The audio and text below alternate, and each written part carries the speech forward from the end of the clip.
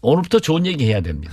좋은 얘기. 예, 왜냐하면 아름다운 이별을 위해서. 예, 그렇죠. 왜냐하면 예. 안철수 대표가 박원순 시장에게 아름다운 경선, 아름다운 양보를 했고 또 문재인 대통령 후보에게도 양보를 해가지고 떴거든요. 그런데 그 후 행보를 잘못해가지고 추락을 했는데 이번에 아름다운 이별을 하면은 다시 뜰 수도 있기 때문에 희망을 가지고 있습니다. 그렇게 안 하실 것 같아요. 그렇게 안 하실 저도 그렇게 같아요. 그러면은 비례대표를 빼고 나면 15명 정도는 최소한 확실히 의사를 밝혔다. 네, 그렇습니다. 15명 이라고 보면 됩니까? 예. 제가 오늘 하는 블랙하우스에서 이영주 의원을 모셨는데 사실은 거기서 15명이라고 숫자를 꼭 찍어서 말씀하시더라고요. 네, 그렇습니다. 지난 월요일 녹화 때. 15명을 확보됐다? 네, 그렇습니다.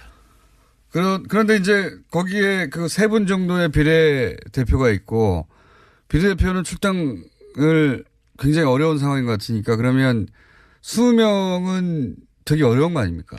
우리가 개문발차하면은 예. 지역구의 민심과 또 지방선거에 출마하려고 하는 자기 지지층들이 굉장히 요구를 하고 있기 때문에 결국 현실적인 선택을 할 것이다.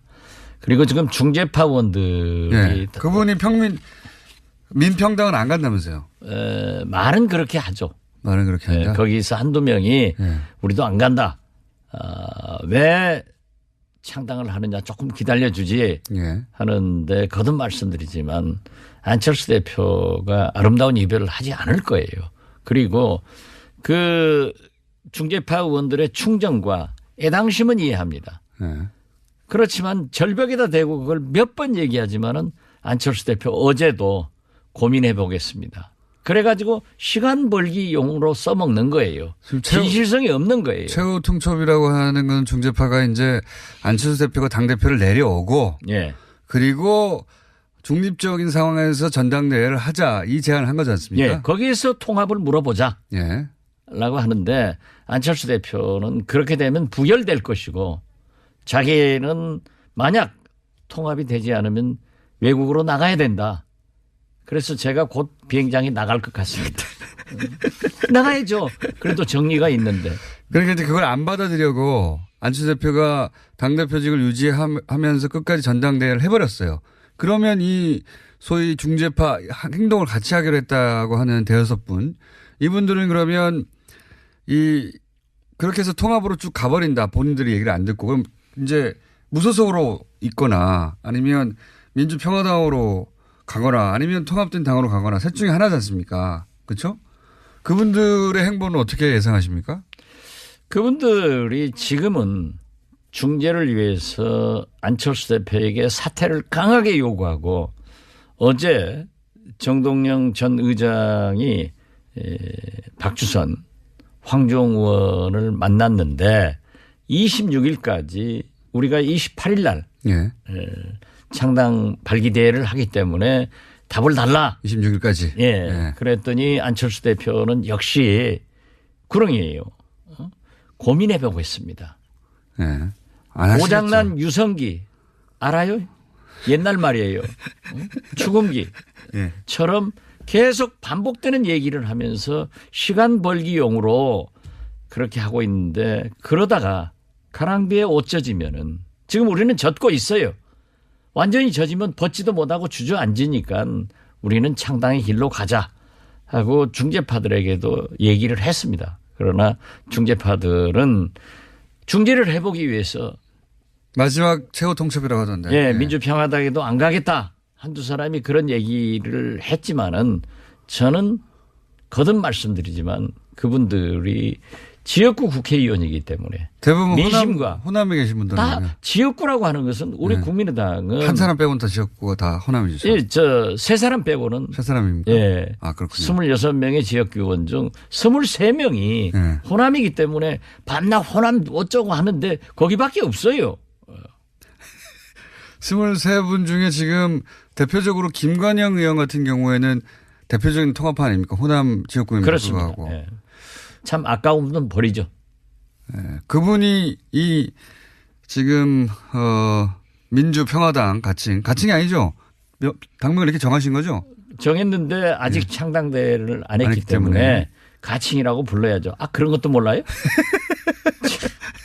아는 게 아니 MB 잘한 게 뭐냐고 물는 것이 낫지. 잘못한 건 검찰에서 수사할 필요 없다니까요. 네, 가칭 그러니까 공장장도 아는 게 뭐냐고 물는 게 나아요.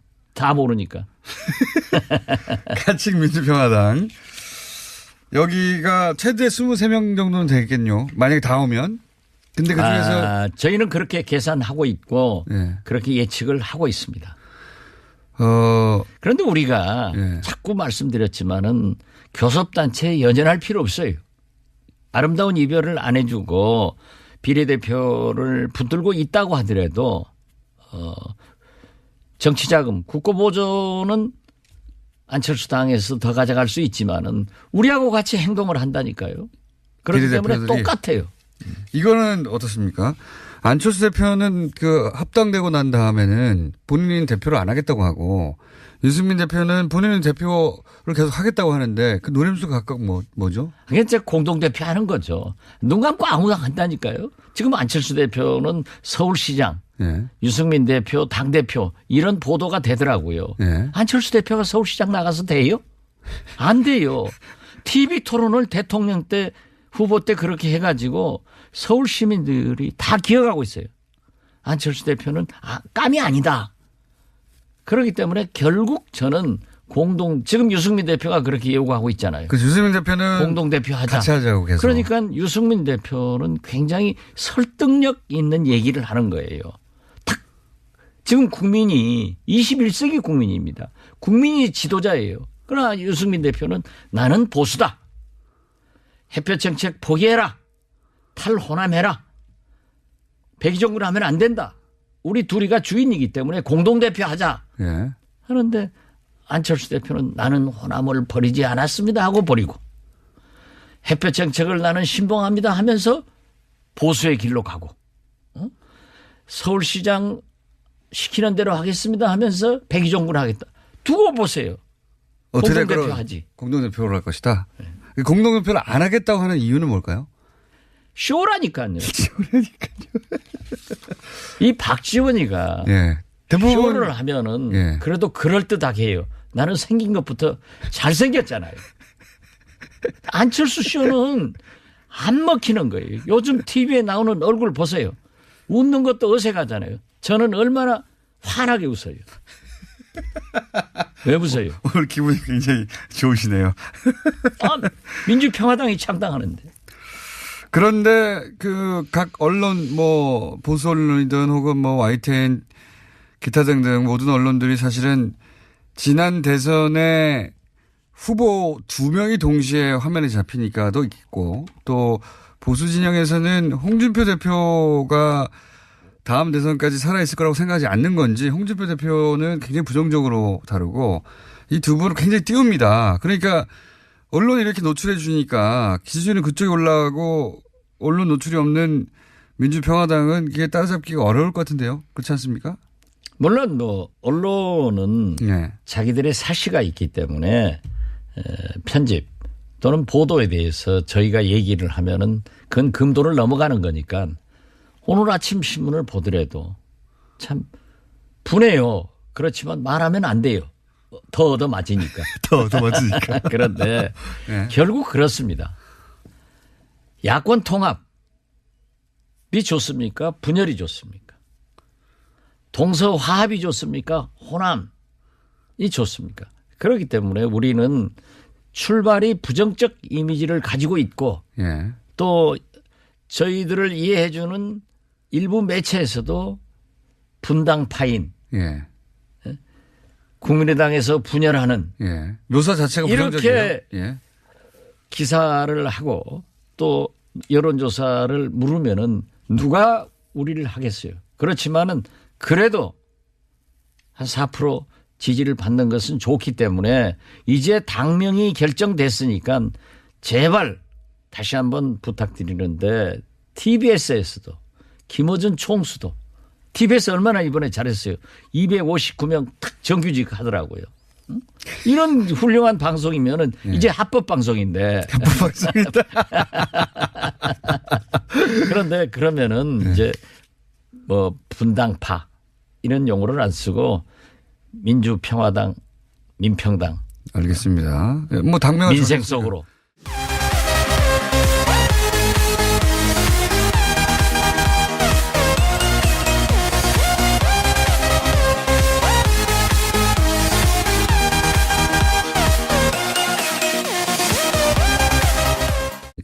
그렇죠? 그분들의 행보는 어떻게 예상하십니까? 그분들이 지금은 중재를 위해서 안철수 대표에게 사퇴를 강하게 요구하고 어제 정동영 전 의장이 박주선, 황교안 의원을 만났는데 26일까지 우리가 28일 날 창당 발기대회를 하기 때문에 답을 달라. 26일까지. 예. 그랬더니 안철수 대표는 역시 구렁이에요. 고민해 보고 있습니다. 고장난 유성기 알아요? 옛날 말이에요. 추금기처럼 계속 반복되는 얘기를 하면서 시간 벌기용으로 그렇게 하고 있는데 그러다가 가랑비에 옷 젖으면은 지금 우리는 젖고 있어요. 완전히 젖으면 벗지도 못하고 주저앉으니까 우리는 창당의 길로 가자 하고 중재파들에게도 고민해 보겠습니다. 그래가지고 시간 벌기용으로 써먹는 거예요. 진실성이 없는 거예요. 최후 통첩이라고 하는 건 중재파가 이제 안철수 대표가 당대표를 내려오고 그리고 중립적인 상황에서 전당대회를 하자 이 제안을 한 거지 않습니까? 거기에서 통합을 물어보자. 라고 하는데 안철수 대표는 그렇게 되면 부결될 것이고 자기는 만약 통합이 되지 않으면 외국으로 나가야 된다. 그래서 제가 곧 비행장에 나갈 것 같습니다. 나가야죠. 그래도 정리가 있는데. 그러니까 이제 그걸 안 받아들이려고 안철수 대표가 당대표직을 유지하면서 끝까지 전당대회를 해버렸어요. 그러면 이 소위 중재파 행동을 같이 하기로 했다고 하는 대여섯 분 이분들은 그러면 그렇게 해서 통합으로 쭉 가버린다. 본인들이 얘기를 안 듣고. 그럼 이제 무소속으로 있거나 아니면 민주평화당으로 가거나 아니면 통합된 당으로 가거나 셋 중에 하나지 않습니까? 그런데 이제 거기에 그 세 분 정도의 비례대표가 있고 비례대표는 출당을 굉장히 어려운 상황인 것 같으니까 그러면 20명은 되게 어려운 거 아닙니까? 우리가 개문 발차하면은 지역구의 민심과 또 지방선거에 출마하려고 하는 자기 지지층들이 굉장히 요구를 하고 있기 때문에 결국 현실적인 선택을 할 것이다. 그리고 지금 중재파 의원들이 그분이 민평당은 안 간다면서요? 말은 그렇게 하죠. 말은 그렇게 한다. 거기서 한두 명이 우리도 안 간다. 왜 창당을 하느냐 조금 기다려주지 하는데 거듭 말씀드리지만 안철수 대표가 아름다운 이별을 하지 않을 거예요. 그리고 그 중재파 의원들의 충정과 애당심은 이해합니다. 그렇지만 절벽에다 대고 그걸 몇 번 얘기하지만은 안철수 대표 어제도 오늘부터 좋은 얘기 해야 됩니다. 좋은 얘기. 왜냐하면 아름다운 이별을 위해서. 그렇죠. 왜냐하면 안철수 대표가 박원순 시장에게 아름다운 경선, 아름다운 양보를 했고 또 문재인 대통령 후보에게도 양보를 해가지고 떴거든요. 그런데 그 후 행보를 잘못해가지고 추락을 했는데 이번에 아름다운 이별을 하면은 다시 뜰 수도 있기 때문에 희망을 가지고 있습니다. 그렇게 안 하실 것 같아요. 그렇게 안 하실 저도 그렇게 같아요. 그러면은 비례대표를 빼고 나면 15명 정도는 최소한 확실히 의사를 밝혔다. 네, 그렇습니다. 15명이라고 보면 됩니까? 제가 오늘 하는 블랙하우스에서 이영주 의원을 모셨는데 사실은 거기서 15명이라고 숫자를 꼭 찍어서 말씀하시더라고요. 네, 그렇습니다. 지난 월요일 녹화 때. 15명을 확보됐다? 네, 그렇습니다. 얘기를 했습니다. 그러나 중재파들은 중재를 해보기 위해서 마지막 최후 통첩이라고 하던데. 민주평화당에도 안 가겠다. 한두 사람이 그런 얘기를 했지만은 저는 거듭 말씀드리지만 그분들이 지역구 국회의원이기 때문에 대부분 민심과 호남에 계신 분들은 다 지역구라고 하는 것은 우리 네. 국민의당은 한 사람 빼고는 다 지역구가 다 호남이죠. 예, 세 사람 빼고는 세 사람입니까? 예. 아, 그렇군요. 26명의 지역구원 중 23명이 네. 호남이기 때문에 밤낮 호남 어쩌고 하는데 거기밖에 없어요. 23분 중에 지금 대표적으로 김관영 의원 같은 경우에는 대표적인 통합파 아닙니까? 호남 지역구에 그렇습니다. 불구하고. 예. 참 아까운 분 버리죠. 예. 그분이 이 지금 민주평화당 가칭이 아니죠? 당명을 이렇게 정하신 거죠? 정했는데 아직 창당대를 안 했기 때문에 가칭이라고 불러야죠.